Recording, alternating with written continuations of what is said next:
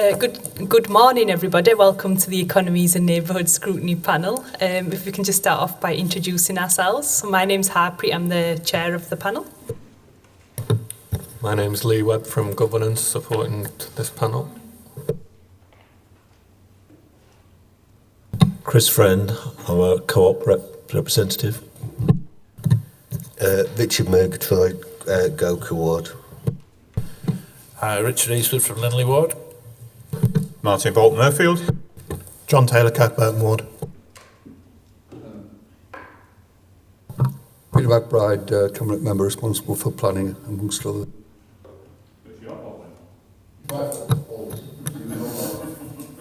Matthias Franklin, Head of Planning at Kirklees Council.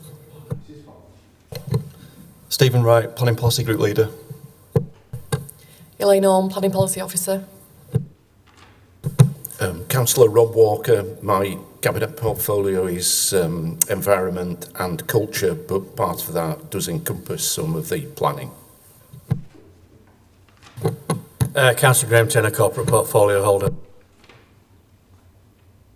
This is my shadow for the day.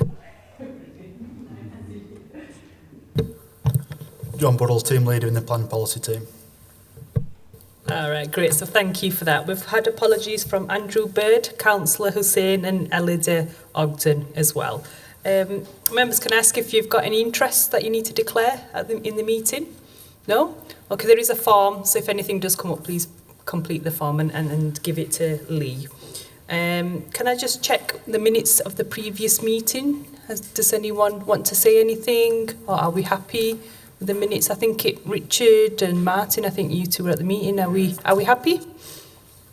Yes? Okay, I'll take that as a yes. Yeah.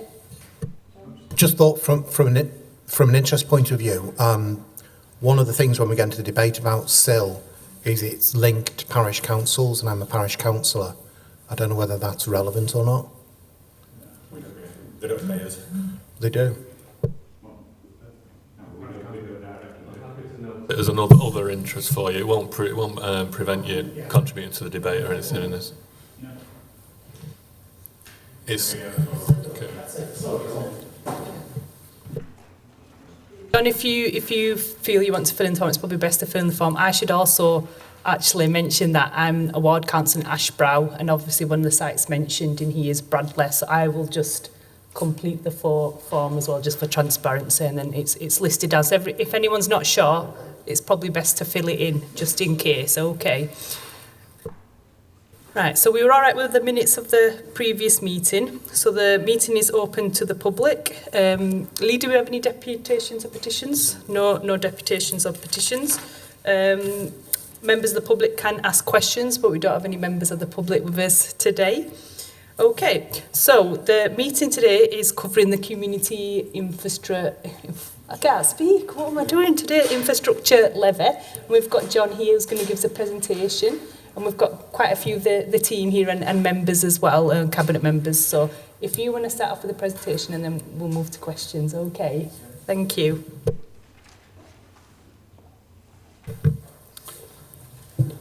So good morning. My name is John Buddle. I'm a team leader in the in the planning policy team. So today we're going to talk about the community infrastructure levy and the charging schedule. So we've been requested to attend scrutiny to explain SIL, to give a brief overview of where Kirklees has got to, provide an up-to-date on the inspector's recommendations, and to listen to any feedback you may have at this point in time. As an overview of the summary of what we're speaking about today, it's key to highlight that the SIL charging schedule does not form part of the statutory development plan. It outlines the amount developers must contribute towards infrastructure across the district. It's based on charging zones with different rates separated through different geographical locations in the district. And I'll touch on then that the public examination took place on the 16th of September and give you an outline of what the recommendations coming out of that were. So as a first slide, we've put a quote from the Planning Advisory Service to explain what SIL is, Community Infrastructure Levy. Basically, it's intended to provide infrastructure to support development across Kirklees rather than make an individual application acceptable in planning terms. So how does SIL work? SIL is intended as a means of contributing to the funding of infrastructure required to support growth in the district and deliver the policies and proposals in the local plan. It replaces start of the system of Section 106 agreements, and it will help to meet the district's priorities by generating funding to provide infrastructure, whilst also being set at an appropriate rate that will contribute to attracting investment, creating jobs and delivering new housing. The Community Infrastructure Levy is a tariff-based system that local authorities can choose to implement. It is a charge on new development within their area. The charging schedule will sit alongside the local plan, will not form part of the statutory plan, and once adopted, it will not be negotiable and it will be enforceable. It is charged per square metre on the net additional floor space from new development, starting at 100 square metres from any new development that takes place. We're not charging it on certain types of development, including affordable housing or those used for charitable purposes. The amount payable for each development proposal will be set at time planning permission is granted, and payment will be due upon the commencement and development. Larger sites can have instalments policies to allow development to be phased alongside payments of SIL over the life of that development being built out. Just on that one, Chair, I think it's Hang on, Martin. Is it specific to what's just been said? Okay, if you just pop your mic. yeah, specific about that slide and relating, obviously, what we want going forward is something that's better than the situation we have now, which, in my mind, is not fit for purpose. Yeah, because any system which allows £80,000 of funding for education to vanish from Murfield because they didn't collect it is not fit for purpose. So payment due when the development commences, yeah, is that going to be, how do we see that different to Section 106? Because Section 106 has similar triggers, but Kirklees hasn't been making sure that they're collected. If it's all right, Martin, I'd like him to finish the presentation and then can he come back to your point? Is that okay? That'll be the first thing that John can respond to. Is that all right, John? I just think otherwise we might get a bit, might end up finishing the presentation in about 2 hours, so we'll take that bit.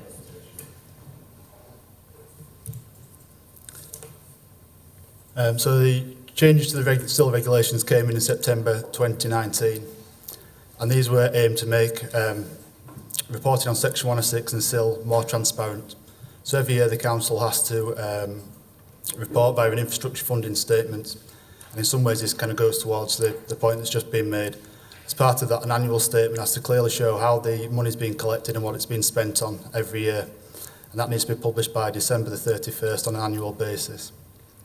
This is not just a responsibility on the council, it would also be on any parish councils that have received a portion of the neighbourhood funding collected through SIL in that area.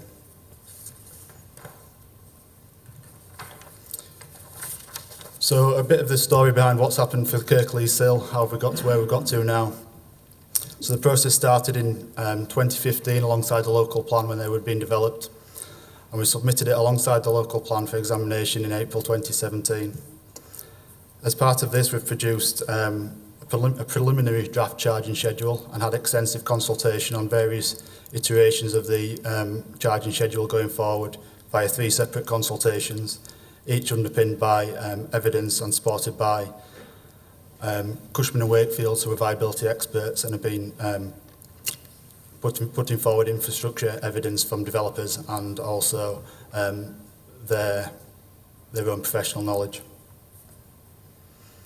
At each stage, the Council has considered representations made with regard to the charging schedule and considers that the rates Kirklees have now set represent an appropriate balance between additional investment to support development and a potential effect on the viability of developments.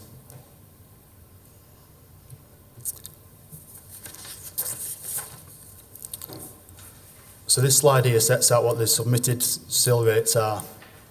So as part of the process, we considered which type of developments should take a SIL charge. So we've considered commercial, office, residential, and any other categories which we thought were appropriate to look at.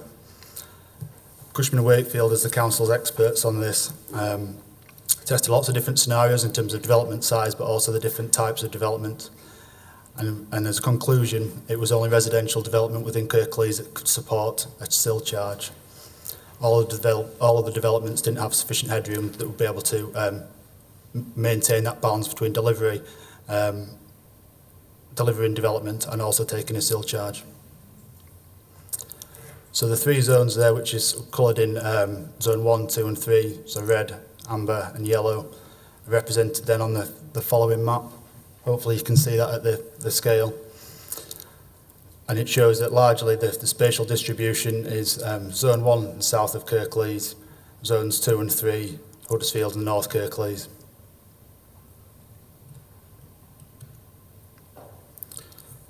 So we had the inspectors' recommendations which were submitted to us after we had the hearing sessions in September, and just proposed modifications in light of the evidence which was submitted from developers and also the council at that time. So they looked at reducing the charging rate in zone 3 from £5 per square metre to £0 per square metre, and that was on the basis that there wasn't sufficient headroom within that zone and there may well be an impact upon deliverability of development. To ensure that development is still maintained, just put it to a 0 rate.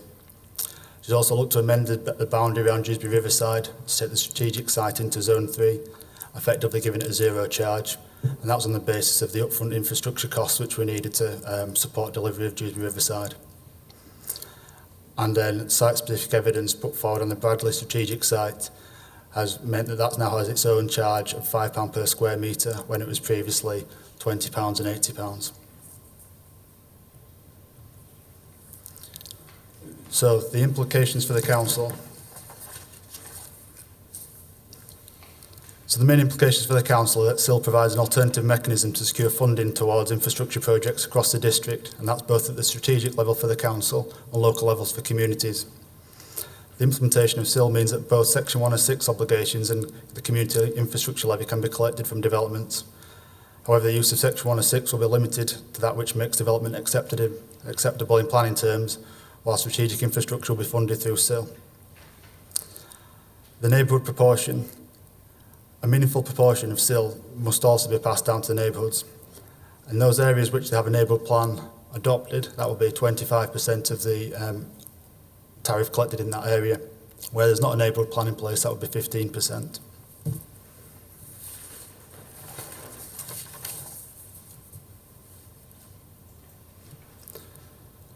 Because it's a new system that's been set up within the council, but also the council need to ensure an appropriate governance arrangements are in place that are consistent with the SIL regulations.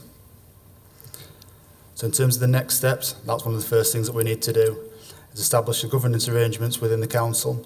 And that no longer just sits within the planning service, who have been predominantly working up the community infrastructure levy and kind of the mechanism for doing it. Now there's a wider council discussion on the governance arrangements that need to be put in place. The next stage will then be the council will need to take a decision to adopt the community infrastructure levy and then decide on the implementation date of the community infrastructure levy at some point throughout the next year. That's the end of my presentation, so any questions?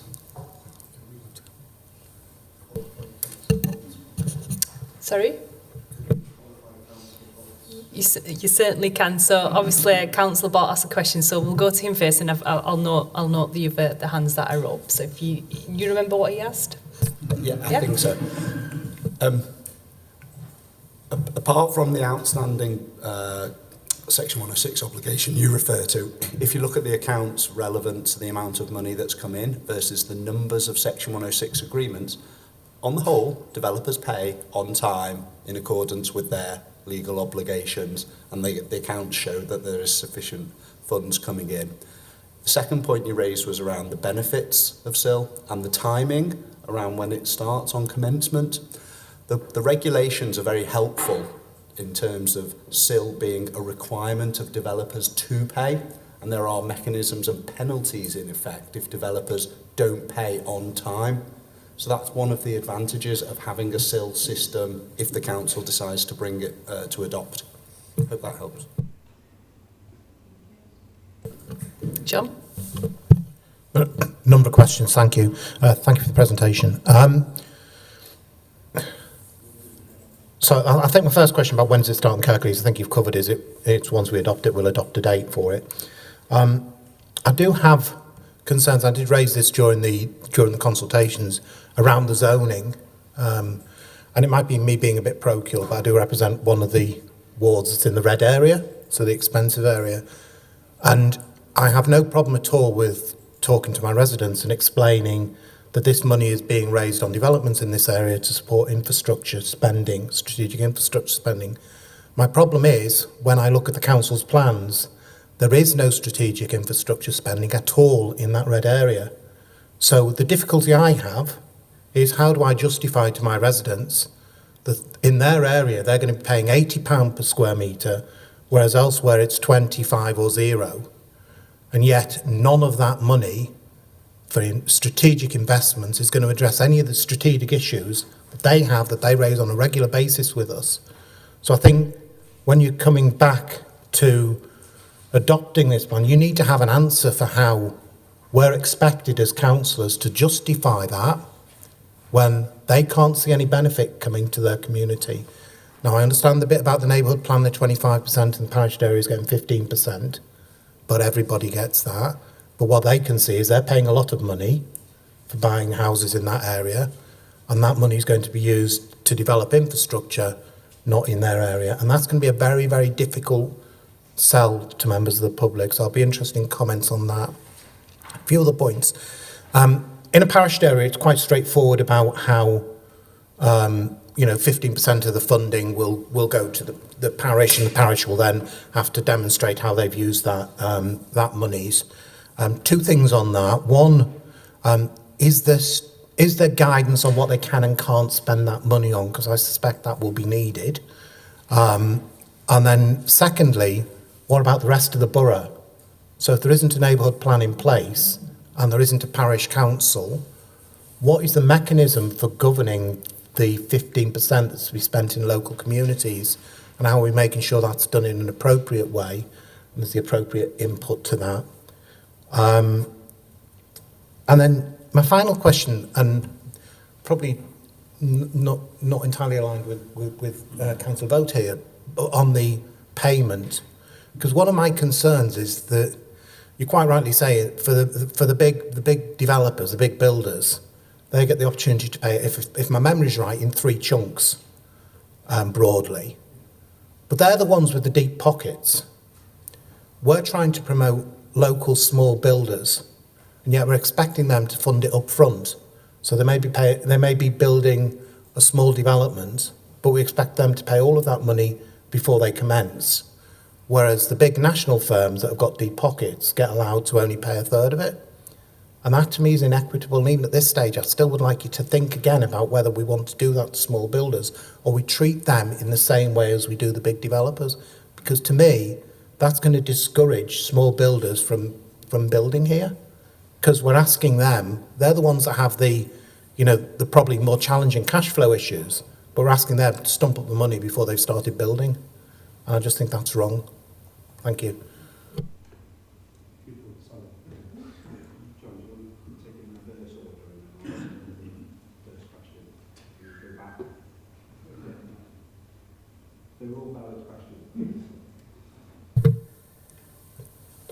Yeah, so on the instalments issue, I think that is something we obviously, it was an issue raised, I think maybe by yourself as part of the consultation comments we've had back.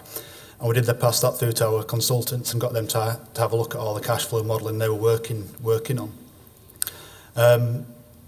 Firstly, the approach we've adopted has been very consistent with the joining authorities in terms of setting that kind of instalments policy and at what level that should kick in terms of size of developments. So we've had conversations with the Leeds City region to make sure the kind of what the implications have been for their smaller developments, and has this in some way seen development being limited in some way coming forward. And their anecdotal evidence is it's been okay. There is always individual cases where issues have been created, but as an overall approach, it's been acceptable. I think the instalments policy is to try and recognise that sites which are over 200, 300, 400 houses, to ask for such a large proportion up front is a significant amount of money for that development. So to try and phase that, to try and make sure that those early phases of development can happen. Otherwise, we may be, if you ask for 100% of that up front, the evidence coming forward from our Cushman and Wakefield, our independent consultants was that to actually such a big burden up front may well stop developments from happening in the first place because of the sheer volume of still cash that you've been asking. I wasn't so much saying that we should ask the big developers to pay it all up front. I was saying it's unfair on small developers to expect them to, because they are the ones who have the smaller balances. You know, they need to complete a site before they can start the next one. They don't have, you know, big bank balances. And what you're doing is you're pushing them into, and I'm an ex-banker, but you're pushing them in the hands of the banks and expecting the banks to fund that for them, which they will do at a cost. So I just think we say we want to encourage small businesses, but actually we're adopting policies that discourage small businesses.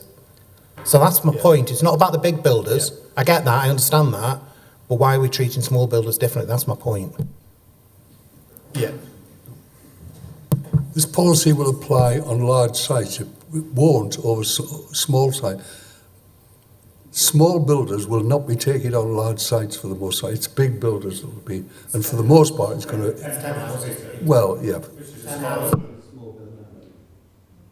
I think we consulted on the sill levy, and it included elements of charging schedules on that. So it's been through a community consultation process.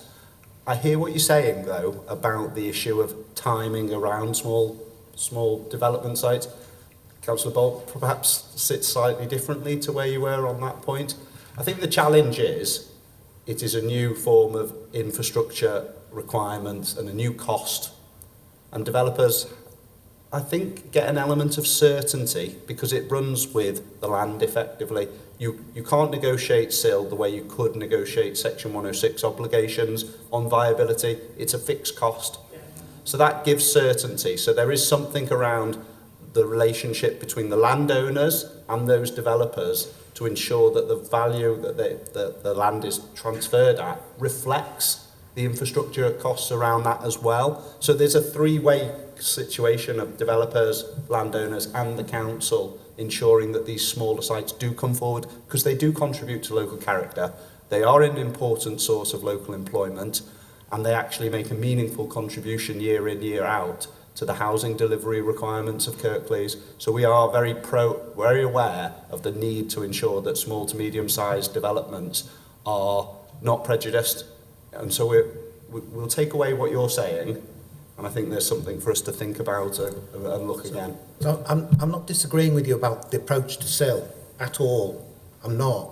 I'm just saying if we as a council are going to live what we say we want, which is we want to support local growth and support small and medium-sized businesses, we're introducing a barrier to that, which we don't necessarily have to do in quite that way. And if we were more generous, still collected the same amount of money, but treated them and recognised that, just as you said for big builders, to expect big builders to pay all of it up front when they're doing a large development would be a significant impact on them. It's exactly the same to those builders that are building 15 houses. And why not treat them in the same way? Let's not continue debating it. Let's just take that one away. I think there is something we as a council should be doing and saying we're on the side of small businesses. And we're not doing that with this levy. Let's come back on the first point around. I think there's 2 points still to come back on, isn't there? There's the zoning, parish councils, and then the bigger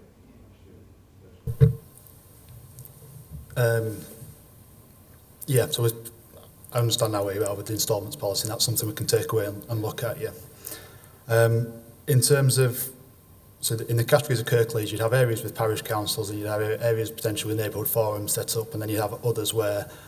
Neighbourhood forum is the neighbourhood plan, but 5 areas are going to have neighbourhood plans in progress. John, put your back on. So you've got half the district that's parished, largely the southern part of the district. Then we've got 5 areas that are developing local neighbourhood plans, some of which are in parished areas. So there's an overlap. The neighbourhood forum is not a neighbourhood plan. No, neighbourhood forum is the body that's come together where there's not a parish plan to form the neighbourhood plan. So they so sorry, I was just trying to. And then in the other category, you'd have where nothing kind of exists. So in that instance, what you'd have is you'd have to work with the council. So the council would work with the local community as defined at that time where the development was taking place to decide what that money would be spent on.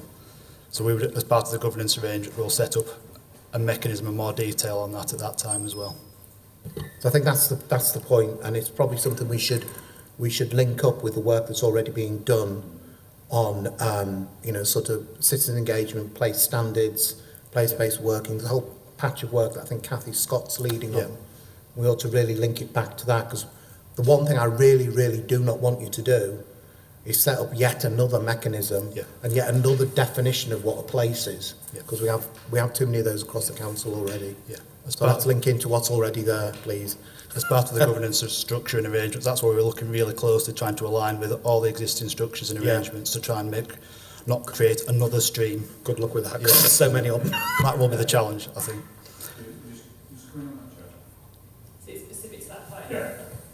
I think, picking up on the point John's made, I think we really need to look at this, because the neighbourhood forums, I think it's 21 people that could get together to produce a neighbourhood plan. Compared to whoever you have, and there's a number of here who are on town and parish councils where you're elected openly and subject to scrutiny, to the standards regime. There's a democratic deficiency if we're saying that areas can spend money if they just set up a group that's got no accountability to the public or anything else and not governed by the standard principles or anything like that. I think we need, in the absence of a town or parish council, the only elected structure in any area is the ward members. And I think we have to be really strong on that we're not giving this money to anybody who's not elected and accountable. In that situation, my understanding is it would be the council discussing spending priorities with the community, and it would ultimately be the council which would be kind of the accountable body for that spend and the reporting of that. Again, how do you define who you talk to in any community? Is it the people who shout loudest? There's got to be democratic accountability. When you're talking about the scale of money that we're talking here to spend, it's got to be open and transparent. Just back on that. That's the point I was making. So the work that Cathy's doing and the work that's been done on citizen engagement and place standards very much helps with that, because that's about us going out into the community rather than just relying on the same old loud voices in a community that have their pet projects that they'll be banging on about, which might not be representative of the entire community. So I think Cathy's team and the work that Cathy and the group are doing on place-based working, place standards and stuff like that's probably the way to go.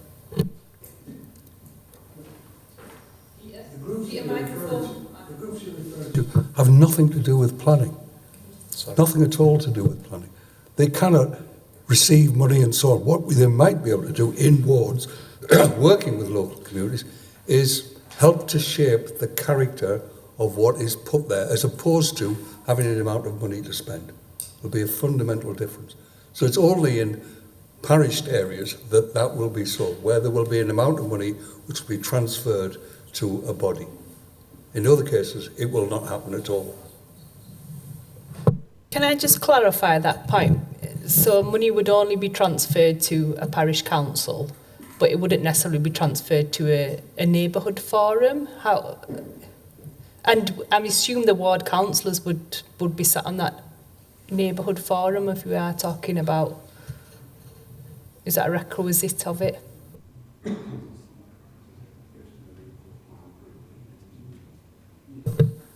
So if there's an adopted plan, it would go to the neighbourhood planning group. But for them to actually spend that money, they will need to be an established accountable body with a mechanism to spend that money. So it may be that the money would go to them, but it's actually kind of the mechanics of that would be through the council, so they would choose the priorities for it to be spent on. If they didn't have a sort of an established protocol of in the same way parish council does in terms of the funding and reporting and everything like that. Sorry to come in, so it'd have to be a constituted group. I assume what would be could it be set up without ward councils involved in it?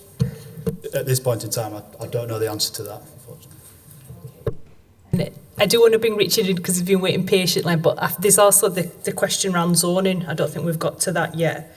Do you need that asking again? It was about the infrastructure spending in areas that are red, and how do you explain to the the folks in the red areas that it might be going outside of there. Clearly, SIL is to the benefit of Kirklees and to the entire district that it comes into. That's what the levy legislation allows the council to do, to identify its infrastructure needs that benefit the district, all its residents, clearly. So the schemes that are currently on the, what was called the 1, 2, 3 list, which is the infrastructure list, I think its name will change, that can be updated and that has to be reported on. So at the minute, those schemes that are identified are what we've put forward for examination to demonstrate there are deliverable schemes and the infrastructure levy can contribute towards those. If that changes, as long as the list is updated, it can be done and that is reported on annually. So I understand the tension around housing developments in one part of the district, facilitating infrastructure in another. It's a council decision to do that. The legislation allows it. What's also very important, though, is if there are development impacts from the new development, that can be mitigated through Section 106 as per existing. So, for example, if there is an impact on a local junction arising from the new development, and without improvements you might resist the development, those improvements could be secured through Section 106 in addition to the levy. So I'm not saying that's the panacea, but I'm saying that impacts are still mitigated from local developments through Section 106 as well as the levy for wider infrastructure. Just coming back on that, I mean, I understand that, Matthias, I understand how this works. What I'm saying to you as a council, and particularly to the cabinet members, is you need to think, in the peer review it came out that we need to make sure that we're much better at explaining the story. It's well known that Kirklees as an entity isn't well respected. People don't think of themselves as part of Kirklees. So you need to think, we're going to have at council meetings groups of residents turning up objecting, and you need to have an answer. So we need to be really, really clear about how we're going to manage that and how we're going to demonstrate that it is in their interests. Because at the moment, I don't see that, and I'm not hearing how we explain that to them. So I think, you know, it will be what it will be. I'm just flagging now to say there is a big reputational risk here that what you're doing already, there already is Kirklees, we're trying to bring Kirklees together and get everybody to feel that they're part of one community. Actually, by charging one community a lot of money and then spending it elsewhere, you're not helping build that, you're actually pushing it further apart. So it's one that probably for the cabinet members to just reflect on, about how do you craft that message, how do you ensure that we're being equitable and fair to everybody in terms of the impacts on them and the amount of money they're having to pay. Because it doesn't look, on the face of it, it's very, very easy to craft the opposite story, that that's the south subsidising the other, the more urban areas. And I'm not going to be going out there saying that, but I'm putting it on the table and saying that's a very, very easy story for people to make hay with. So what is the council's story, and how does the council justify and explain the way it's developed its SIL, and how can it justify to those areas that are going to pay £80 per square metre, investing on roads that are going to support those that are paying nothing? That's my point. Okay, I'm just going to... Peter wanted to respond to that, but I want to bring Richard in after, because he's been waiting very patient. You're quite right. This is complex and it does need some explanation. However, there's got to be an understanding that in the areas you're referring to, if there's no development, there is no payment. So if there's very limited activity, I did hear some members of your party, when this was originally proposed, saying, we want the SIL money, but we don't want any development. I mean, literally, quite literally saying that. And there is an element that believes that to be so, and it's illogical. However, you can have a situation where, for example, you could have a development which creates problems which might be in a neighbouring ward, which could be elsewhere, because it creates pressure on a road, or because it creates pressure on the education system. I'll give you an example. Huge pressure placed on the Linley ward, re-education, has had to be responded to actually in Greenhead. And the school's been built accordingly there. And that's been necessary because you couldn't have built the school in Lindley. And why was there such pressure? Because of parental choice. Massive choice to go into Lindley, which created pressure there. And we had to look for a site for a school. The nearest was actually in Greenhead. It's that kind of thing where SIL gives you the flexibility to be able to respond effectively and accordingly. But I do take your point. People who might be paying it have got to understand how the whole system works and that it works fairly. Okay, thank you. Richard? Yeah, thanks, Chair. Just a bit of news. It's snowing outside, by the way. Just in case anyone's in touch with their inner child, I got excited anyway when I saw it. But okay, so in terms of this issue, it does raise some quite important issues about development, because I think all of us councillors know that when new developments are planned, many residents express concerns over infrastructure, so it's obviously very important. I suppose the questions I wanted to ask really were, well, firstly about the mechanism, about how the rate was set. Now I've heard obviously that, so what we're going for is a kind of, rates for different zones, and I can see there are some advantages with that. I mean, I've heard, you've got fixed costs, which would give some certainty.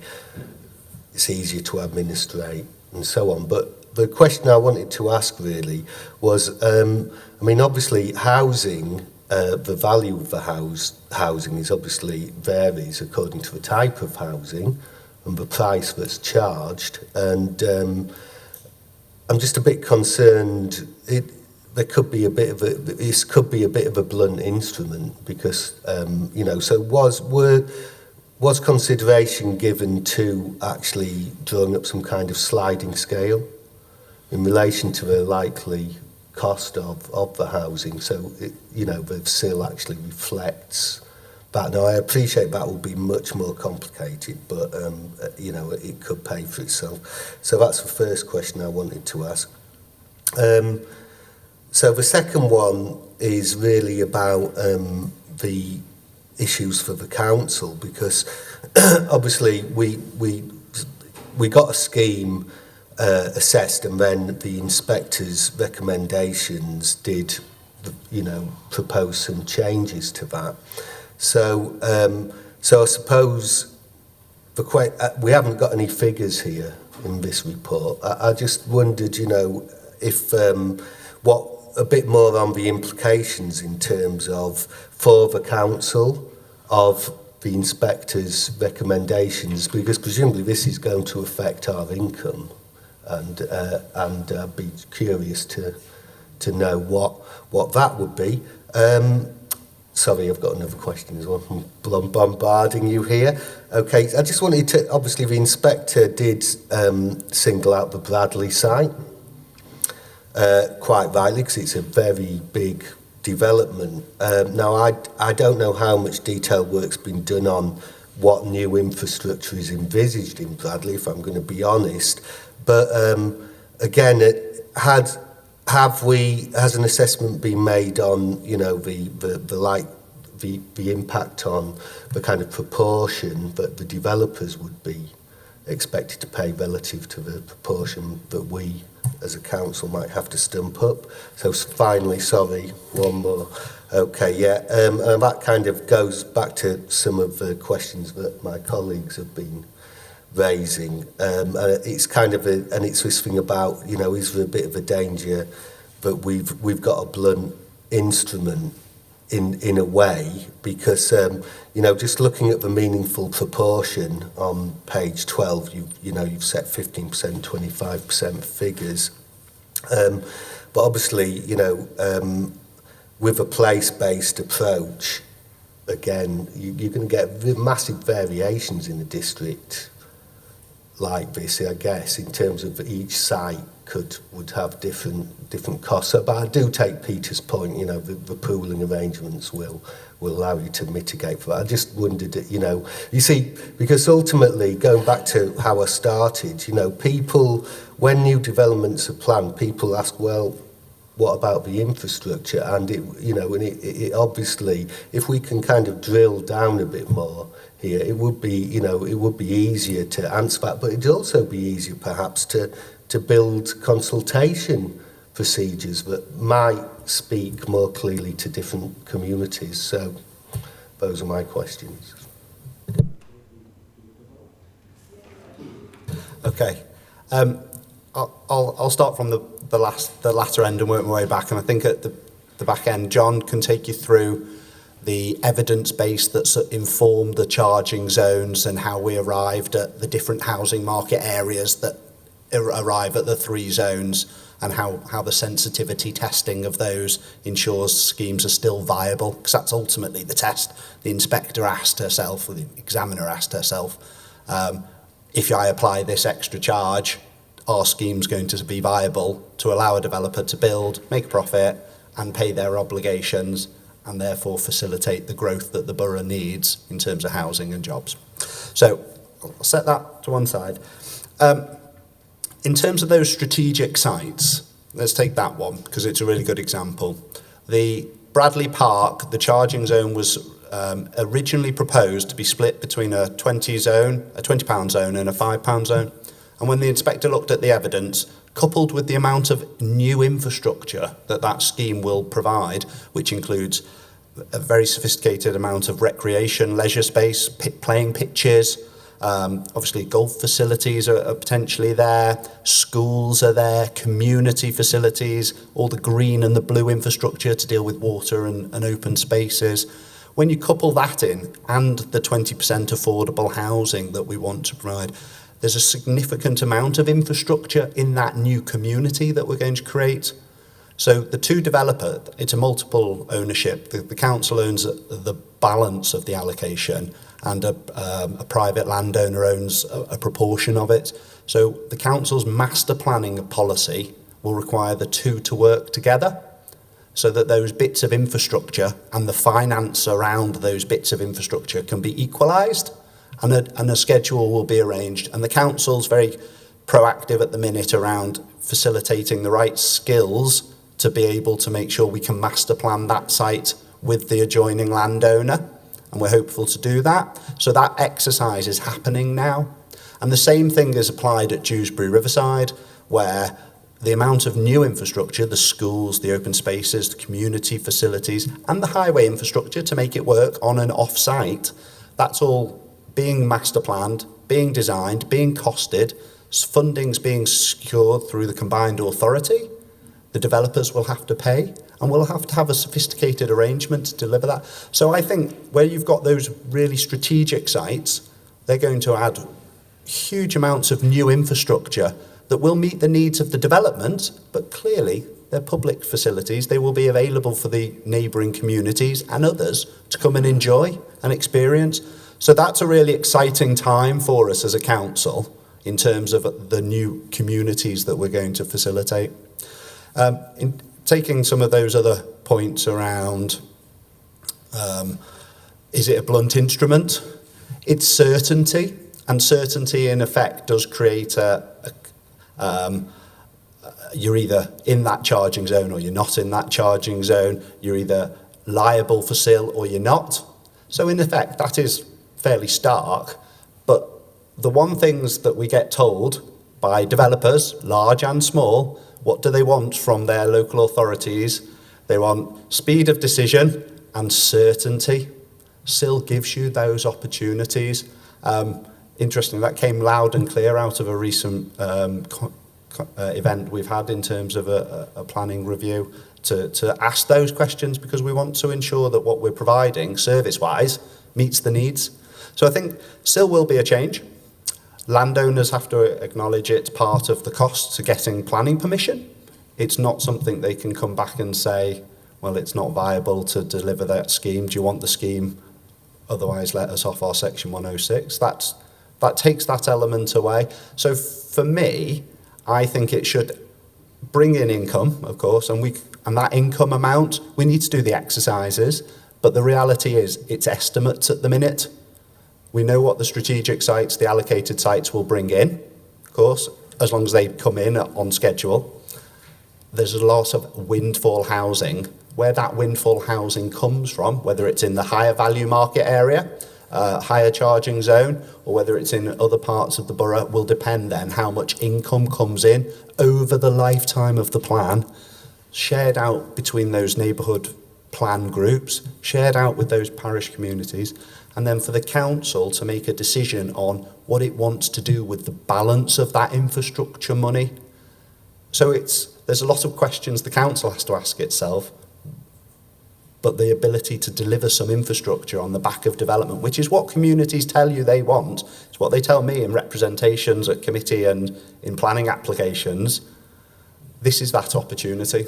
So for me, it's a very positive outcome of enabling development. And as Councillor McBride said, those wards that have development will see a share of that into their communities. So I would advocate it as a certain amount of infrastructure money. It's a good thing overall, and it links well with Section 106, and it's viable. So we're in a good place as an authority to actually meet some of those challenges that communities tell us we're not doing quick enough. So I hope. Yeah, just trying to sort of sweep up any points that haven't been mentioned, so by all means prompt me if I don't cover what you want me to. So in terms of different house types and sliding scale, we commissioned a viability study, and as part of that work, Cushman & Wakefield looked at a whole range of different types of houses, ranging from 5 units up to 350 units, with indicative kind of mix and balance of houses that you'd expect on a residential scheme of 5 up to 350. And they did sort of 10 different scheme sizes as part of the viability work. Some of those showed that certain sizes of developments would have greater challenges when other requirements, local plan policy requirements kicked in, say affordable housing and other things. But overall, what they showed, there was headroom in those charging areas to support a SIL charge of the level that we've set. Evidence and kind of practice is quite clear that SIL works best if you keep it really simple. If you start to try and introduce sort of subcategories within a residential charge rate, developments start to be shaped by that rather than what the community expects from that development. If you keep a really straightforward SIL charge of £5, £20, £80, or sorry, now zero, it gives the landowner upfront clarity about what the expectation is for what they need to accept in terms of their land value for the site, and allows a very simple process. If you start to put more and more nuances in, you start to engage in a lot more viability discussions, which is something that we're really keen to avoid. It means that we have more and more negotiations going along at various different stages in the planning process. So any kind of subsequent negotiations we may be having on different amendments to house types or things like that actually reopen the entire SIL debate on every application. So you, by trying to simplify the process, it gives certainty to landowners and developers at a very early stage and allows a much cleaner, smoother process through. I'm not sure if I've answered all the questions, or between us we've answered all questions, but... Yeah, no, thanks. I mean, I certainly can hear the rationale behind your approach. I mean, it's logical. I guess it's just about, obviously, you've emphasised the need to get the developers developing, which is obviously crucial, but there are other stakeholders as well, and I guess it's probably a bit early days, really, maybe to nail it. But clearly, I don't know. Do you think, given SIL is it's a shift, and it's a district-wide policy as well?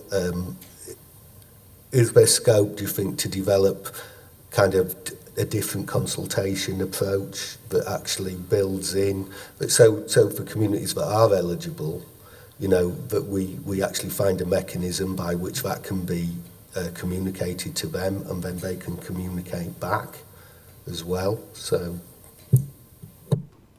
I think it's a really good point, and I think what we are very alive to as a council is we want to work with our communities. We know that a lot of development is planned over the lifetime of the local plan. It is ambitious. It is going to add a lot of new housing, a lot of job opportunities, and that is disruptive. But there are benefits from it, and SIL being one of those things, as well as the new housing that people can access.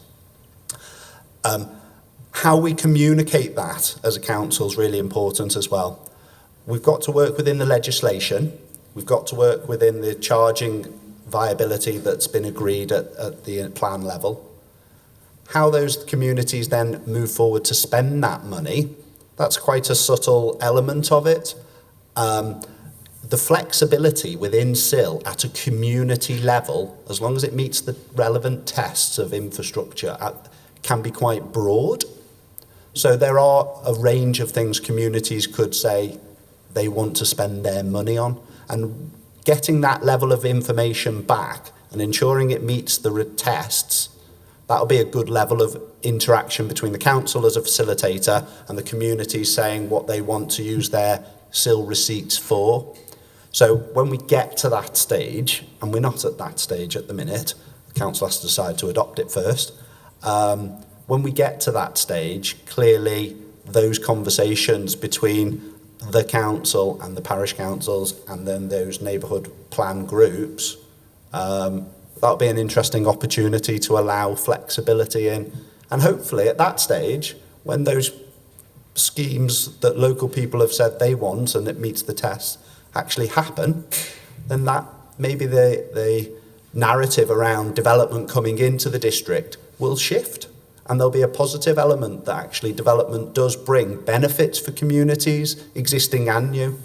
So I'm hopeful that's where we end up. I appreciate there's a journey to go on before we get there. Yeah, thanks, Chair. Again, a couple of things. Looking at what hopefully will be improvements when this comes in.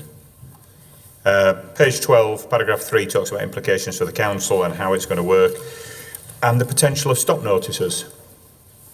Where a requirement could stop development until SIL is paid. We read in the Examiner today that there's a stop notice for an illegal development in Murfield. Something that hadn't got planning permission, going ahead. Thankfully, officers have gone out and hopefully put a stop notice on. The implementation is when I'm driving come to this meeting, people are still digging in that site. People, the diggers are still going, the development's ongoing. So I hope that when this goes forward, stop will mean stop. Because currently with planning legislation, while ever someone is going through the process, we don't stop them. If they're putting planning applications, appeals in, they're allowed to continue at risk until the end. Now, again, the point that John made about how this is perceived in public, if you say to someone there's a stop notice on that site, the man on the Clapham omnibus thinks you should stop.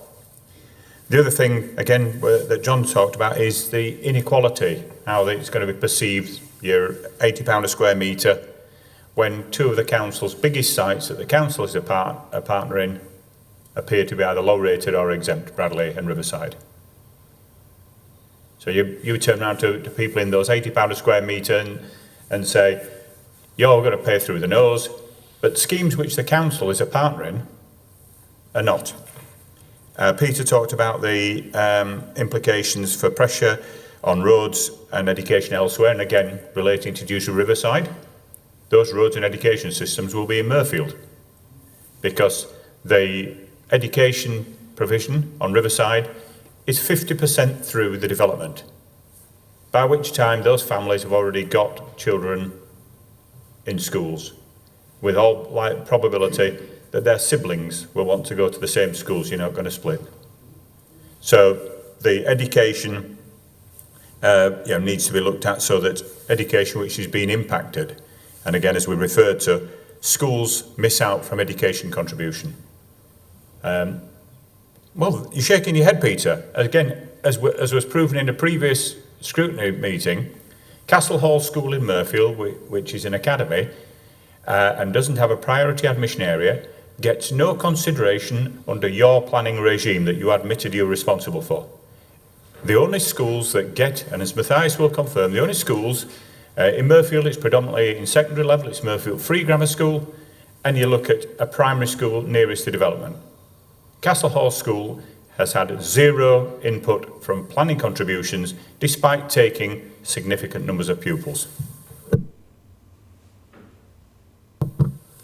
The priority areas determined for an academy are determined by the school itself, not by the local.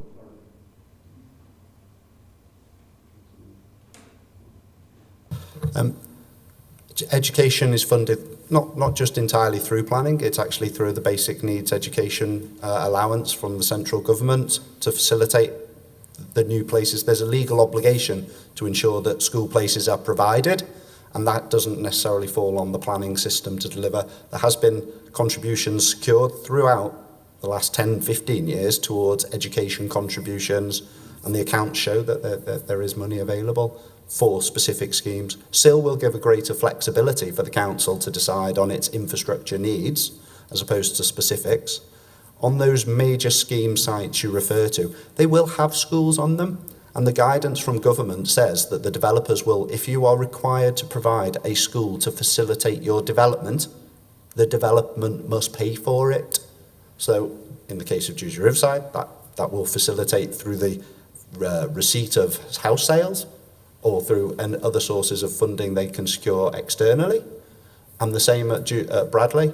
So those developments will wash their own face, in effect, by providing their own infrastructure needs. That makes their development acceptable in planning terms.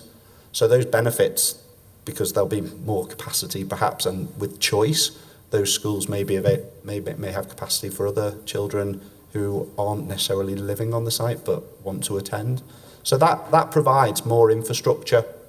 Clearly we need to facilitate it. It needs to happen. It's about timing as well. That's what I was talking about, the phasing. Sorry, yeah, that's what I was talking about, the phasing. That the Riverside, 4,000 dwellings, and the education doesn't kick in until you've got 2,000 dwellings built, occupied or whatever. That's what it says. Now, that means that those people from those 2,000 dwellings with children, those children will already be in the education system. And how many parents are going to pull children out of education, particularly if they're going through key points in their education exams and everything else like that, and how many parents are going to split the school journey and drop one at one school and one at another. This is, again, the front-loading element, and where the council is involved in Riverside, then it should be front-loaded. The schools, everything should be up from the point that the first dwelling is in, so that people will start using that. I mean, clearly infrastructure will be needed when it's necessary, whether that be roads, schools, play equipment, whatever it is. And at the time of any planning application, that analysis will be updated. So the local plan's made some assumptions at that time. That's accurate as we speak. When the planning application comes in, we need to ensure that that's still the position, and we'll revisit it at that stage. So I think it's premature to necessarily say it's hard and fast at the minute, because as other developments come on stream and school places are reviewed on each application, that will reflect when those new schools on those strategic sites are actually needed. We've done estimates now to inform the plan making. We go into the delivery stages now where we get detailed planning proposals, and that's when we'll actually firm up exactly when those things have to happen. Martin, use a microphone. Sorry, and could you put just your hand respond up on if this? you're asking a question. Will stop mean stop? Sorry. Yeah. The example you've highlighted today, I wouldn't use the word illegal. What's happened is there's been an unauthorised demolition, just to be clear. There's an unauthorised demolition. We were made aware of it yesterday in detail. Well, yesterday was Monday, so we knew about it. 24th of December? No, in terms of actually the demolition. We went and visited, we went and visited the site yesterday. We know what's happening. We know that they've demolished a petrol station, and we have we've decided we need to stop that development to ensure that the construction, the demolition, what they're doing is okay. We don't know enough details, so we've stopped them, and they've stopped. Well, the notice is going out. The notice will be out. We will issue that, and then stop should mean stop, because there are risks to developers if they breach those, and that can end up in court proceedings.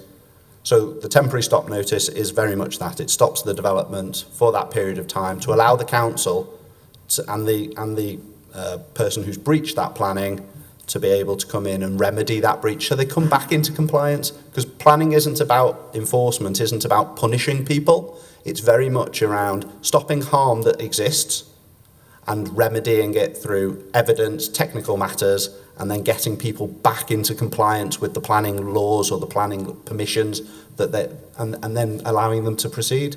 That's what we want to do. Our compliance strategy sets a very high priority for managing construction sites, managing developments, planning conditions, because we recognise that the growth agenda will mean that developers are racing ahead, and we need to ensure our confidence, community's confidence, that the planning service is working with those planning permissions, keeping them in compliance, and where they're breaching, we will use the tools of the planning system to bring them back into compliance, and we're quite clear about that. So I hope today's example is a good example. Okay, I want to make sure we're sticking to SIL as well, steering away a little bit, so if we can stick to the key points. So John and then Richard. Well, sorry, all I would say is, could we stick to SIL? Could we stick to the SIL, please? Because I've got to go to another meeting. I think mine's quite quick, but it follows on from the discussion we just had around education, really. Because one of the challenges we have with Section 106 monies that's secured for educational purposes is, whilst it gets paid, it doesn't necessarily mean it will actually get used. So there needs to be a demonstration that there is a need in that particular location before those monies can be spent. Because I've got somewhere money's been secured, the council has the money, but we're struggling to get it spent in the schools because they're arguing that we can't demonstrate that there is a particular need at that point in time. But am I right in my understanding with SIL, it's just bang, you give us the money, we do with it as we've deemed appropriate. Being careful what I say there. There's no, well, if you can't demonstrate the need for it, you've then got to give it back after a length of time or anything, is there? Yeah. Another benefit of SIL is it comes in, the council makes a decision what the infrastructure needs are and applies the money into that. In terms of the specifics, yes, we are pulling money in through developments, and the accounts are quite significant for education. It's positive, it means people are paying, it means things are happening. The benefit of SIL is that education, apart from on those strategic sites, would go through the SIL route. So you've got more certainty, you've got less of the challenges of having very precise legal agreements, and when circumstances change 3 to 5 years after the planning was granted and the circumstances of the school have changed, SIL's much more responsive, whereas Section 106 it's necessary for that element. So that's a benefit of SIL. Yeah, I agree. I think for my residents, they get frustrated that the money's been paid over and potentially after 5 years it gets given back with Section 106 if you can't demonstrate and justify the spend, isn't it? All right, I think we've got enough there. Now, I do want to try and bring the discussion to a close. I've got Chris here, so do you want to ask? I've got a question dependent on the answer. I may want to come back on it, okay?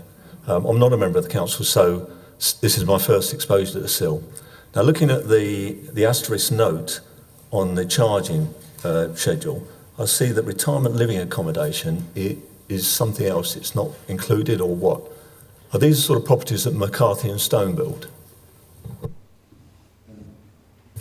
If it's a housing and it's not affordable housing, it would be SIL liable. There are different types of extra care, assisted living, and the definition of which use class order it falls within is often a challenge. The McCarthy and Stone example you give, on the whole, would sit within the C3 use class, which is housing, which would be SIL liable. Yeah, but we've got some clarity. Do you want to just clarify? I was just trying to find the note. Unfortunately, we do have. See, it's not on. John, if you don't have it, you can provide it in I was writing going to say, later if you don't. we can provide it underneath the submitted still rates as an asterisk, and as part of that it defines details on exactly what retirement living would mean and where that would fall within, as Matthias says, C3 versus retirement living. So we can provide a bit more clarity on that outside of this meeting if you like. Thank you. That's what I'm particularly interested in, because like McCarthy and Stone have quite a lot of headroom in their developments, the amount they're charging, and being a member of the older community, the demands on the services locally, like for GPs, dentists, etc., is quite high. So I was keen to make sure they weren't excluded. That was an interesting issue, and it was one which was explored through the hearing session, so I can provide a more detailed note on that, which we did a very bespoke piece of work on retirement living, so I can send that through to you. Richard, did you want to come in? Yeah, just very briefly. Yeah, I think most of what I was going to say has already been covered, and I picked up a few points which I think are probably not for this particular meeting, so to be directed straight to you, Peter, regarding the education provision in Linley. So I'll probably email you on that because I've got questions on that. But it's really, at the beginning, the slides that we were given, I guess they can be circulated. Yeah, because I don't recall seeing it on email. So if those can be circulated. And that was it, basically. All right, I'm just going to ask a couple of quick questions, if that's all right. You said that SIL will lead to more, is likely to lead to more jobs. How? I think when I've said that, we've tried to maintain that SIL set at a rate which doesn't affect the deliverability of development as a whole. So as part of this, we did an initial assessment about commercial development, office development, and whether it be appropriate to set any SIL charge on that. We're very conscious about wanting to support the economic growth of the district.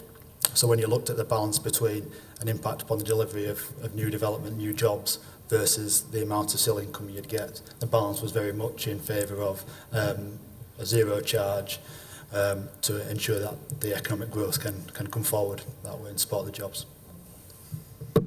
All right, I think we might need to just be clearer in terms of what we mean in terms of jobs. Then I wasn't sure if you were saying it was going to lead to more jobs, particularly from the monies that are coming from SIL, which doesn't quite sound like the same thing, so we could just clarify that. On climate change and air quality, on page 13, 3.9, it says that the SIL charging schedule itself will have no impact on climate change and air quality. The collections of money from SIL could contribute to infrastructure schemes which would mitigate impacts on climate change and air quality. Could it not also be said that the collections of money from SIL could contribute to infrastructure schemes which might also not mitigate climate change? So we're putting some of those money into road infrastructure, which could have actually detrimental impacts on air quality. I think what we've tried to look at is infrastructure as a whole and what would support growth throughout the district, but also very much aware of now the climate change emergency. So it's making sure that development comes forward, but the infrastructure there that's put in place supports climate change agenda at the same time. It's trying to make sure that the right infrastructure is put in, so roads will be needed. They won't necessarily be funded through SIL. So other infrastructure schemes which align more with the climate change agenda could potentially be funded through the SIL regime. So there is that balance to try and make sure that both come forward at the same time. I mean, that's obviously favourable, and I think if we can be clear that the monies will go to infrastructure schemes that do mitigate air quality and climate change, I think that's a very good thing. It's just making sure that happens, I guess, isn't it, really? So that's good. And I guess the only other point I would make is just about the zero charge for Dewsbury. So it's gone from 5 to 0, and then obviously with the Bradley site as well, we've had slightly different monies that we've come up with, and then the inspectors come up with something slightly different. Can you just explain how we came to a specific figure and then inspectors come with something quite different? Yeah, so as part of the SIL process, the council commissioned its own viability study. On the basis of that, we put forward what we thought the appropriate charging rates were. We submitted that to the inspector, and at the same time developers or other stakeholders, interested parties had the opportunity to submit their own viability evidence. So with specific regard to Dewsbury Riverside, they raised issues, this is not the council, this is a private developer, via their consultants that challenged the sill rates, basically saying that they were too high in light of the infrastructure costs that were being asked to be put forward on the Dewsbury Riverside site. In light of that, in the hearing session, there was a big debate around what the appropriate levels of cost should be assigned to infrastructure. The inspector asked us to go away and review that and then resubmit that evidence. We did that, and then in light of that, the inspectors then decided that it would be appropriate to zero rate that. In the same way, the same conversation was had about all 3 strategic sites. So the inspector at that time asked that we revisit the full infrastructure required on the 3 strategic sites, which resulted in Chidswell being maintained in that position because the headroom was always kind of better on that site. And then you had Bradley in the middle, where there's infrastructure asks, but the viability in that market area is actually stronger than the viability in the market area of Dewsbury Riverside. So in light of all of those factors, she came forward with these recommendations. It seems on the Dewsbury site, the developers had been able to have quite a big say on this, and the inspectors changed the position to zero. Going forward, though, that wouldn't be the case, would it? That the developer can levy in so hard again on changing the charging rate? No, I think that's right, and I think part of the initial work on this looked at what the market area was. So the fundamentals is that in the Dewsbury Riverside wider area, the market is weaker than in other areas, so it was always going to be more of a challenge to try and secure a higher level of sill in that area. One thing we do have in our gift is that we can continually review sill and the charge rates going forward.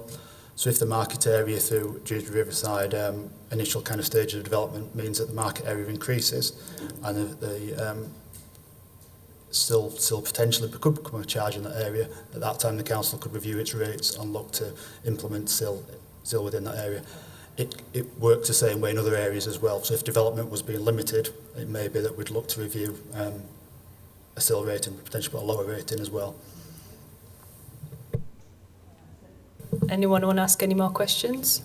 No? Okay, well thank you very much for that.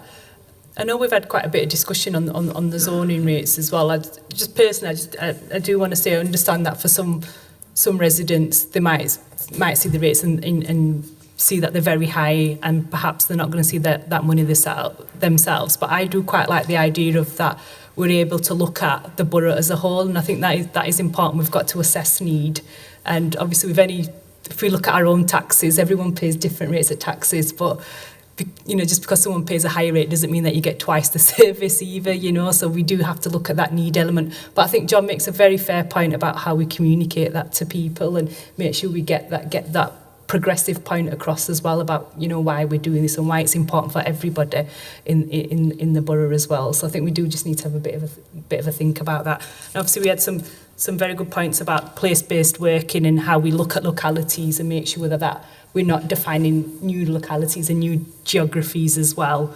And also just the definition around the neighbourhood forums. I think we need to perhaps clarify that a little bit, and the involvement of ward councillors.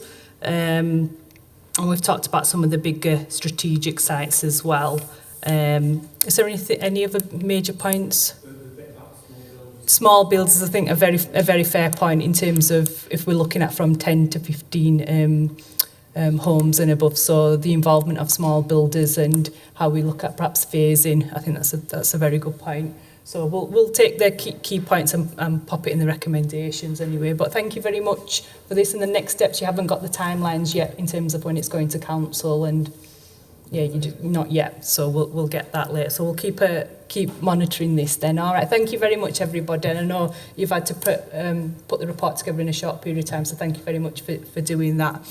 We've got the work programme at the back. Does anyone want to say anything about the work programme, John? I've got a couple of things actually. Firstly, on town and communities in Kirklees. So we had the briefing on when they were going to launch the Huddersfield Blueprint consultation.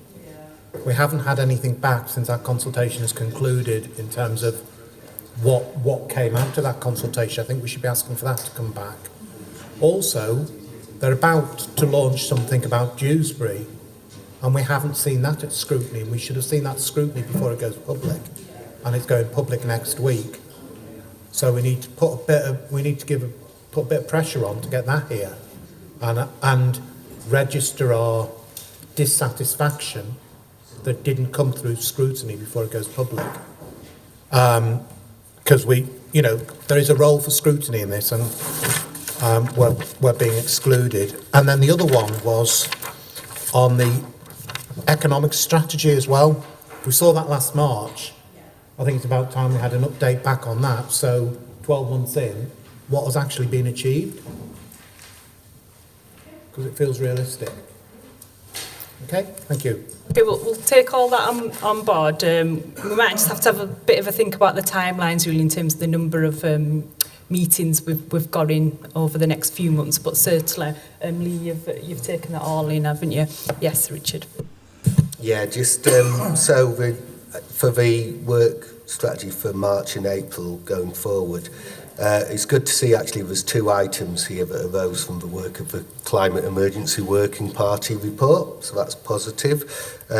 So the one in March, if you look at the last bullet point, possible opportunities arising from housing quality of requirements.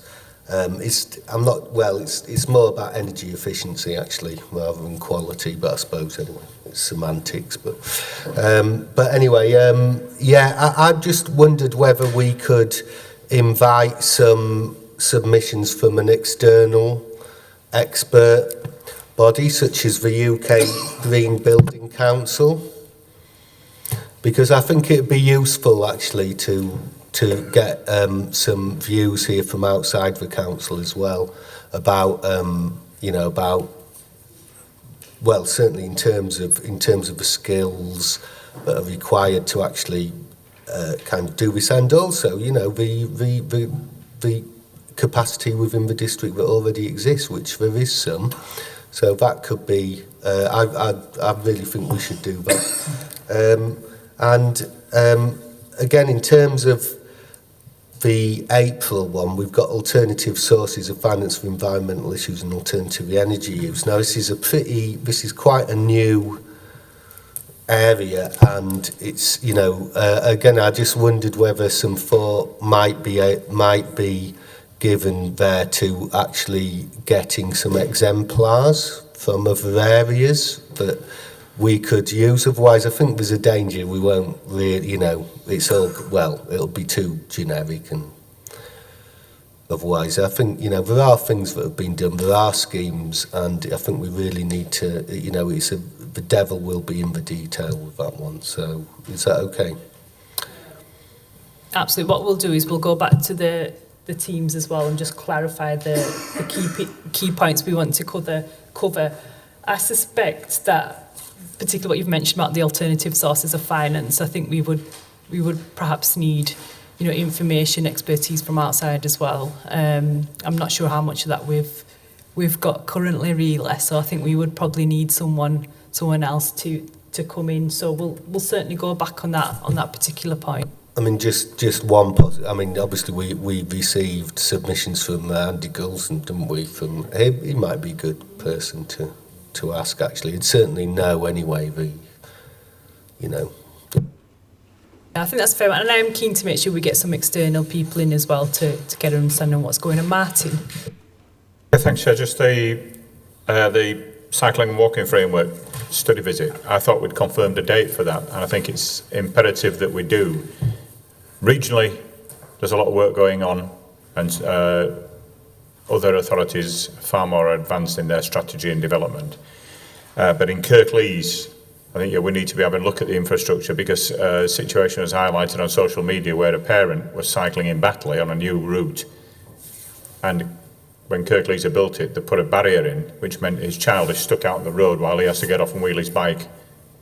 Now, ironically, these kind of barriers were told to be taken out many years ago by one of the Cycling England board members, who saw this and responded and said he can't believe that Kirklees are still putting things like this in. So I think the study visit would allow us to look at existing stuff and make comment, but also the strategic overview that is Kirklees developing this active travel network, as it should be, to achieve air quality and modal shift. So yeah, just a couple of things on that, Martin. We were just trying to have a discussion before the meeting, and we were focusing on this. So we're looking at a date for a joint panel meeting firstly with our panel and the health scrutiny panel, and that was the 27th of February. We've just been struggling with dates, Martin, really, to fit in with the health scrutiny panel. So we're looking at the 27th of February, probably around 10 o'clock, and we just have the meeting on that. And then we've also just gone through our diaries to look at some potential dates. So we've got 3 dates in mind, so we'll send that around for the study visit. We did initially send some dates out, but we were struggling with the dates that we'd suggested at the time. So I think there was only a couple of us who could do those dates. So the other thing is, members, is just useful for us. Give us an idea on particular routes that you'd be interested in doing. Be aware that there's going to be mixed ability of people, so on road, off road, and that we do just need to think about safety, and we want to bring in the cycling and walking element. Of course, the walking is just as important as well. So that's just something to think about. But we'll send some details about that. Okay, all right. Thank you.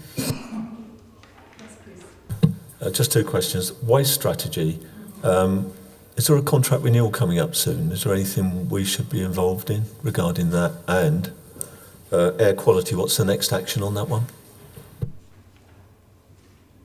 So in terms of the waste strategy, we're in quite a long-term contract, and we have been for some time as a council with a private provider. So at the moment there is a review ongoing in terms of how we deliver waste. So there's a review at the council, but there's also a review nationally. So the review nationally is showing that we're going to have to change the way we deliver and pick up waste. So that the council are trying a number of different initiatives at the moment, particularly around recycling. So they have come to this committee quite regularly. So we had them a few months ago, actually, covering waste. 20, yeah. Yes, they are. Yeah, so that will be a continuing subject that comes to this committee. So we will continue to see them, and if there's any particular issues that you want to cover in that, perhaps around the contract, and we can certainly focus on that. We're probably going to be looking into the next council year now, because we're quite full up until April, but we can certainly do that. And the other one was air quality, wasn't it? Yeah, so we had a presentation on air quality again quite recently. Yeah. So are you wanting another update? What's the next action on air quality? So we've got a strategy that's in place. Is there anything in particular that you wanted to cover? Because when we do the cycling and walking framework, as part of that, our air quality lead will be in that meeting as well. But is there a specific issue? I mean, the other thing is, recently, you might have seen in the news that they've announced the air quality sites that they're going to be doing particular work on. Is that what you were thinking about? It's just that it's such a hot topic at the moment, and if we're supposedly overseeing anything that changes in this, we should have it as something that we're regularly reviewing. And we did do it in October, I accept, but maybe it's something we should look at least quarterly. We have it back. I don't mind having a look at that, and I have it as a monitoring issue as a lead member, but it's something I would absolutely want to come back to committee, and maybe it's something that we look at those particular sites as well. But again, we'll probably be looking at the next, from April onward, well, after the local elections. After it came here last time, it then went to full council for the policy to be adopted. The policy was probably only adopted, I can't remember, it must have been November. It must be November council. So probably, if we ask them to come back now, there's probably not a lot that's realistically happened since. So it probably is one to look at in the new municipal year, to give them a chance to actually have done something, to be fair. We do normally give them about 12 months, and John's made a fair point about the economic strategy, which we do need to get back as well. So perhaps if we did look at sort of November, December next year, what we will do, and I haven't mentioned it to Lee yet, is we could probably start with getting details ready for the next meetings for the next municipal year as well, and start taking suggestions from members about the issues that we want to prioritise as well for next municipal year. So we'll take down the notes that you've said, and perhaps that's something we can bring to the next meeting in the papers as well, and we can start to put that together.